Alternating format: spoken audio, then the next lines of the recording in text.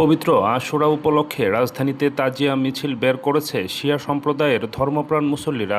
শুক্রবার সকালে পুরান ঢাকার হুসনি দালান ইমামবাড়া প্রাঙ্গণ থেকে শুরু হওয়া মিছিলে কালো পোশাক পরে খালি পায়ে এবং শোকের পতাকা হাতে হাই হুসান ধ্বনিতে মাতম করেন অংশগ্রহণকারীরা।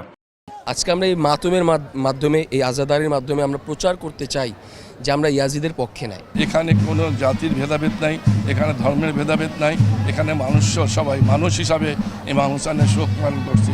ইসলামের ইতিহাসে 61 হিজরির 10 মহরম কারবালার প্রান্তরে মহানবী হজরত মোহাম্মদ সাল্লাল্লাহু আলাইহি সাল্লামের দৌহিত্র হজরত ইমাম হুসেন রাদিয়াল্লাহু আনহু এর শাহাদাতের স্মরণে প্রতি বছর এ শোকযাত্রা অনুষ্ঠিত হয়। বাংলাদেশ সহ বিশ্বের বিভিন্ন দেশে দিনটি ত্যাগ, সুখ ও সত্যের পক্ষে আত্মত্যাগের প্রতীক হিসেবে পালিত হয়।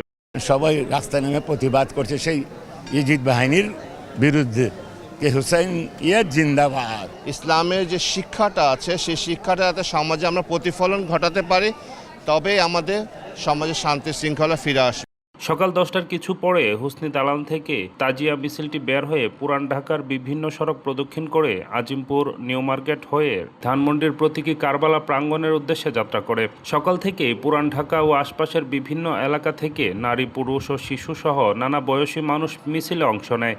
ভালো লাগে, মানতে মানুষের থাকে এটা পুরা করে আমাদের মনে করে এজন্য আসি, আমাদের শিয়াদের জন্য মানত করছিলাম। আমার ছেলে হয়েছে, এখন বড় হয়েছে, ভালো আছে।